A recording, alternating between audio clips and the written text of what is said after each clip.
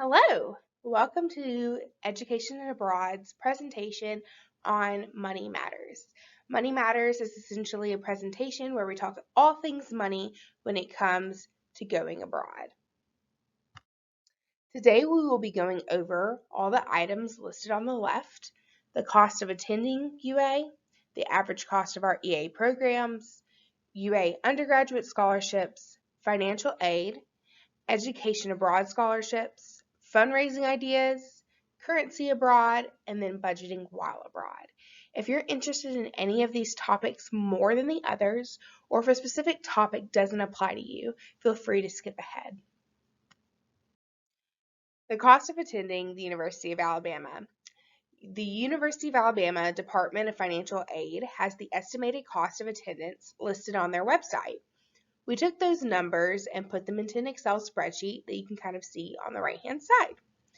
There's an extra column for what you actually spend. We want you to take those estimates and then give us your take on what you spend throughout a semester.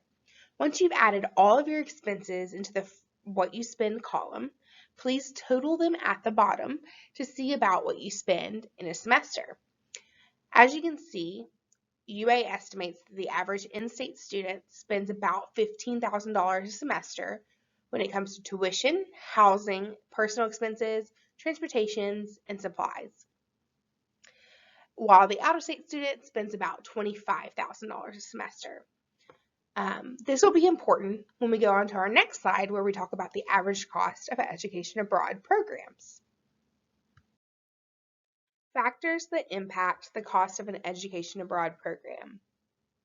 The time of year. Are you going in fall, spring, summer?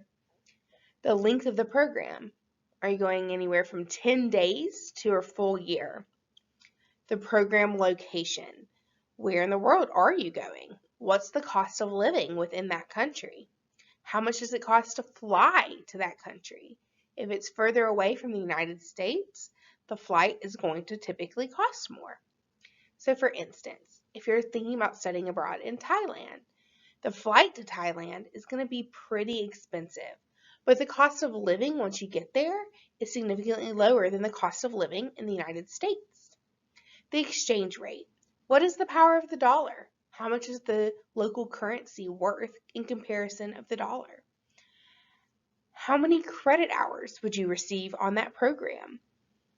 Is it an internship versus a study program? Is it in-person versus virtual? All of these factors impact the cost of an education abroad program. Average cost of education abroad programs. Education abroad programs range anywhere from $2,500 up to $30,000. And like we talked about in the previous slide, there are many factors that impact the cost of an education abroad program. Here we have listed the 5 main program types and what is included typically within their program cost and what time of year they typically are abroad and offered. So faculty-led programming. Faculty-led programming is where a UA professor goes abroad with UA students. Those programs are typically in the summer. There's a program fee, which includes tuition at the in-state tuition rate, which can be a pretty big advantage for out-of-state students. And then they sometimes include housing and flights.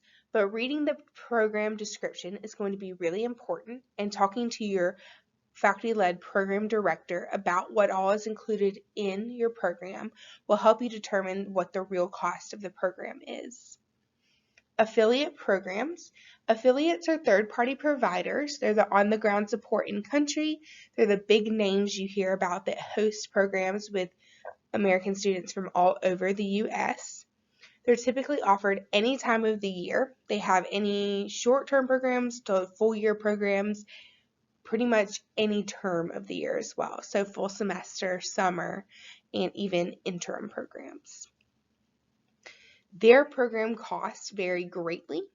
Most programs include tuition, a program fee, housing, and some basic excursions, but you need to check out each individual program to see what all is included.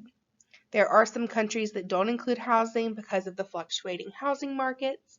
There are some countries whose excursions are really basic, so like a tour of the city, versus other countries and other programs where they're going to take you to a whole nother country to do a weekend getaway. So just read in detail what each program is including and kind of determine what you're willing and what you're looking for. Exchange programs. Exchange programs are either a semester or a year. The tuition is charged at your current rate and paid to UA. So if you're an in-state student, you're going to pay the in-state tuition rate. If you're an out-of-state student, you're going to pay the out-of-state tuition rate. And then housing and food is paid abroad, just as if you're an international student, though there are a couple program exceptions, which you'll want to talk to your education abroad advisor about. Direct enroll programs are either a semester or a year as well. This is where you're enrolling in an international institution as an international student, but you're just direct enrolling, so you doesn't have to be a part of an exchange program. All costs are paid to the foreign institution and vary greatly. And then there's virtual programs, which can be offered any time of the year. Most of our affiliates host these virtual experiences, and the prices and experiences do range, so we encourage you to check those out. If you have any questions about any program types at any point in time, feel free to reach out to your Education Abroad advisor. That's why we're here. We'd love to meet with you and have a full advising appointment to find the best program for you. All programs, though, must pay a study abroad fee, which covers enrollment and insurance. Check out our website, www.studyabroad.ua.edu, and click on our Financing Study Abroad tab to see this webpage. As you can see, it's divided into 7 different tabs that you can click on, and I suggest opening up each of those in a new window to really read through all the information they have. Undergraduate scholarships goes over current UA undergraduate scholarships that you have. So if you have a presidential scholarship or anything like that, that information will be under undergraduate scholarships. Student financial aid goes over student financial aid and any kind of information you need to know about using your financial aid to study abroad. Veterans and the GI Bill go over if you have any veterans or GI benefits that you want to use to study abroad and how to get started to use those. Education Abroad Study Abroad scholarships are study abroad scholarships that are affiliated with the University of Alabama, and we list those out in the descriptions. I encourage you to read through all of the different scholarships that we offer, either Education Abroad Study Abroad scholarships or External Study Abroad scholarships, to see if any of those apply to you. Some of them are location specific, some of them are language specific, and some of them are major specific. They vary quite a lot. So I suggest you read through those and see which ones apply to you. The faculty-led payment process is also listed on this webpage. So if you are planning on doing a faculty-led program, it does detail how to pay for your faculty-led program. And then there's some financing FAQs. UA undergraduate scholarships. So these are scholarships that you received for attending the University of Alabama. Some examples are the Presidential Scholarship, National Merit, or Capstone Scholar. There are other scholarships that you might have received when you first attended the University of Alabama, and those would also be included under UA undergraduate scholarships. Students wishing to use their existing undergraduate scholarships towards a study abroad program should consult the Office of Undergraduate Scholarships. As long as your study abroad program that you have chosen is credit bearing and affiliated with the University of Alabama, typically the University of Alabama Undergraduate Scholarships Office does allow you to use your scholarship money towards your study abroad program. Applicability, though, is based on your type of scholarship, the type of program, the payment process, and the number of hours that you are attempting to take abroad. You can request to use your existing undergraduate scholarship on your MyBama under undergraduate scholarships and then scholarship for study abroad request. If you have any questions about that, again, feel free to reach out to your Education Abroad advisor or email scholarships@ua.edu. Financial aid. Your individual financial aid package is applicable to an education abroad opportunity as long as the program is credit bearing. Most education abroad programs do need to be at least 6 credit hours in order for your financial aid to be applicable. Financial aid encourages you to meet with a financial aid advisor to determine eligibility. In order to use financial aid, students must take an official cost sheet to the financial aid office. But this is only required if you plan on using financial aid. So that would be any grants or loans that you receive from the financial aid office. If you're doing a faculty-led program, there's a summarized cost and payment sheet that you will receive that you just need to print and have the Education Abroad office sign. But if you're doing any other type of program and want to use financial aid, you do have to fill out an interactive budget sheet, have it approved by the Study Abroad office, and then turn it in to financial aid. Education Abroad Scholarships. Education Abroad Scholarships can be found on our website, www.studyabroad.ua.edu. There's a section called Education Abroad Study Abroad Scholarships and External Study Abroad Scholarships, like I mentioned earlier. So check out those sites and see if any of those scholarships apply to you. If you meet the criteria, we encourage you to apply. Some scholarship essay writing tips that we have for you from all of our experience reviewing essays are: we don't know what you don't tell us. Tell us what you're struggling with, why you want to go abroad. Give us those details that we're looking for, and make sure you answer all the questions within the instructions of a scholarship essay. Stories stick with people. Find a way to connect with them. Have a clear conclusion that pulls everything together. And then, of course, ask friends, family, advisors, or the Writing Center to review your scholarship essay before you submit it. The most popular Education Abroad scholarship is our Education Abroad grant. It is a one-page essay, and over 40% of our students who apply receive it. So we highly encourage you to apply for the Education Abroad grant.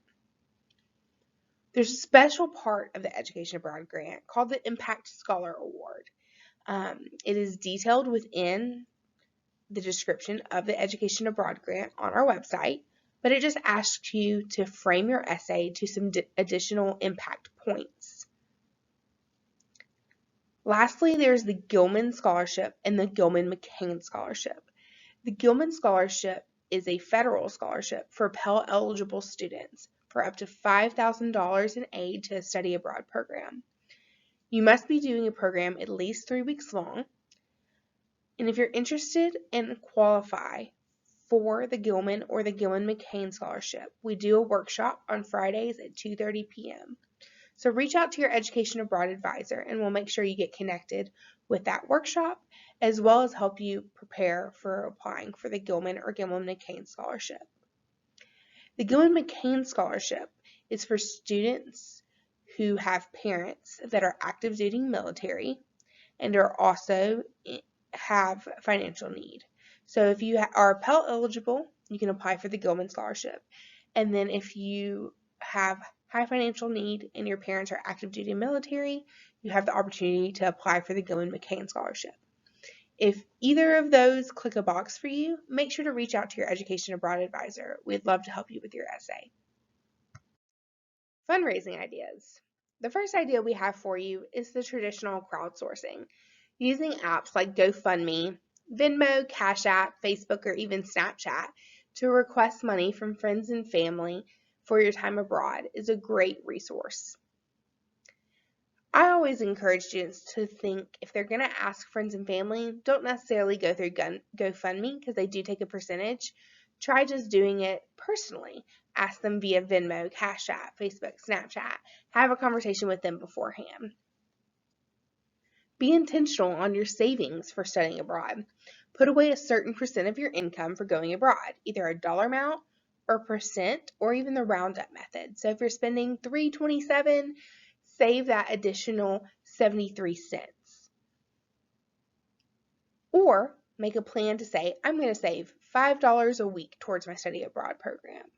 Or I'm going to save 10% of my paycheck.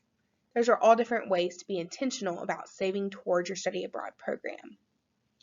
Now here's the ones I like the best. Alternative gifts. So asking your friends and family to donate money for your abroad experience instead of a birthday gift or a special holiday that you celebrate. Ask for gifts that you need for your time abroad. So like backpack, luggage, clothes, maybe a camera. Be specific. People like giving you gifts that you're going to use. Activity sponsorship. So this is another one that a lot of my friends and family really got into when I was asking for funds to study abroad. Tell friends and family that you are looking to get a specific activity abroad funded, and be specific. For instance, if you're planning on studying abroad in Brazil, but you're in Rio, right? And you're doing all of your classes in Rio, but you want to visit the Amazon. Maybe you have to take a flight there, or maybe to do an Amazonian cruise, it's going to cost more than you originally had budgeted, but that's a huge wish list item for you. Write it out, be specific, and tell them why you want that specific activity funded for you. And friends and family are more likely to make that happen because they know why it's important to you. Sell your work. Are you an artist or have a specific skill? Try outsourcing your skill as a fundraiser. Or ask a local business if they need help building a social media presence. We are in the 21st century, and a lot of local businesses still don't have social media or a website. And I know, as Gen Zers, y'all have the ability to really hone in on building a social media presence, figuring out different marketing ideas, or even building a basic website. So if you know of any businesses that you think would do great with a new website or just a social media account, help them make that happen and see if they're willing to pay for it. Have a garage sale. Do you have some items that you don't use laying around the house? Sell them in a garage sale or online via Facebook Marketplace or any kind of app that sells used goods. Currency abroad. The first topic is going to be exchange rates.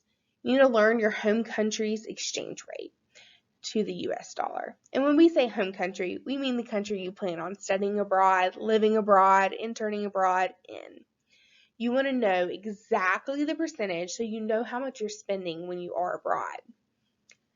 Download apps for traveling where you can always be sure of the exchange rate. And make sure they don't necessarily have to be connected to Wi-Fi or data. Cash versus card countries. So something you're going to learn while you travel, and the more you travel, is that some locations in some cities are going to be more likely to only accept card or only accept cash.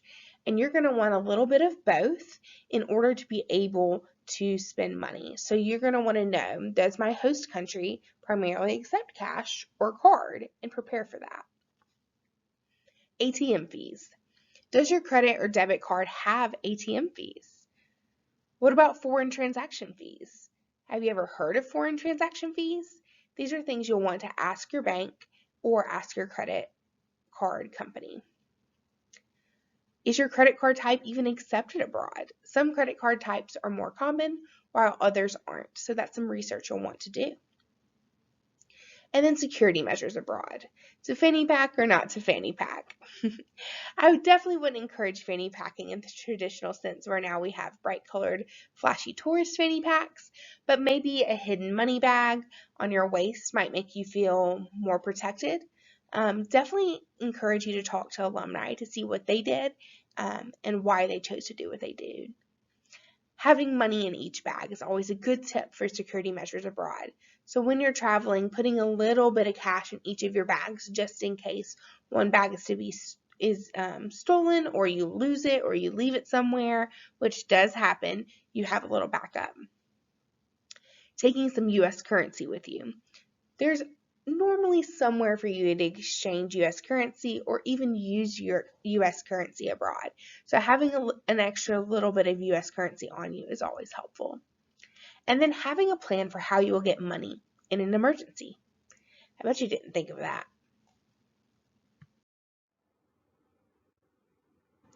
Budgeting while abroad. Do you think about budgeting? Budgeting while abroad is really important because you'll be going abroad for a specific amount of time and you do not want to run out of money, especially in a foreign country. A lot of our student assistants speak to us about their experiences abroad, and budgeting, or in their cases, not budgeting, is one of their biggest regrets. So there's some different types of budgeting styles that could be helpful when planning for your abroad experience.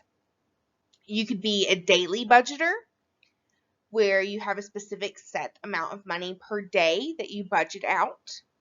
You could be a monthly budgeter, saying, oh, I have $1,000 in spending money budgeted for the month and I can't go over that amount. You could use budgeting apps. There are a lot of students who really enjoy the idea of seeing their money divided within a budgeting app. You could be an envelope budgeter, an excursion budgeter, or a category budgeter. One of our students knew that they really wanted to participate in specific excursions, so they did a hybrid of excursion budgeting and category budgeting, meaning they started with budgeting out all of their main excursions, and then they knew that they wanted a certain amount of budget in specific categories, such as food and housing and transportation. But excursions were definitely their primary concern.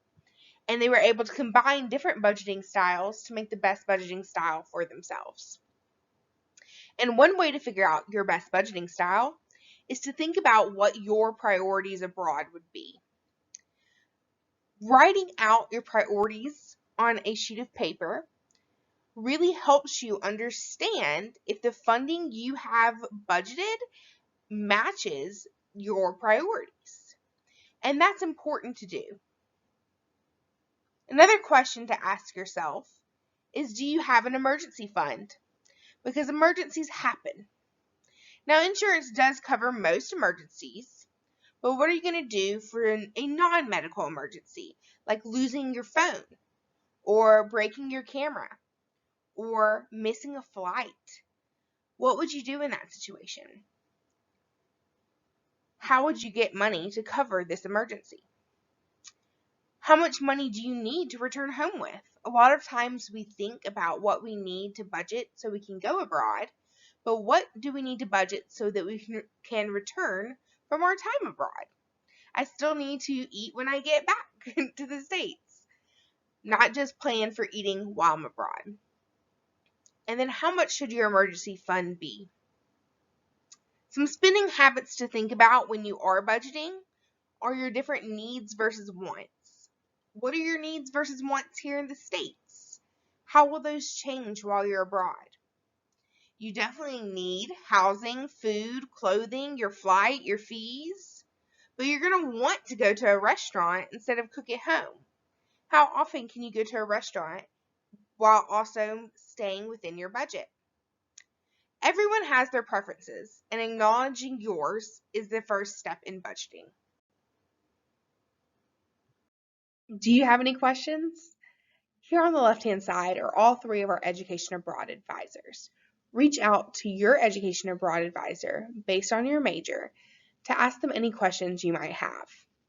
Our website, again, is www.studyabroad.ua.edu, and you can email financial aid or scholarships at the email addresses on the right. If you have any general questions for the Study Abroad office, our email is studyabroad@ua.edu. Thank you for joining us today for our presentation, and have a great day.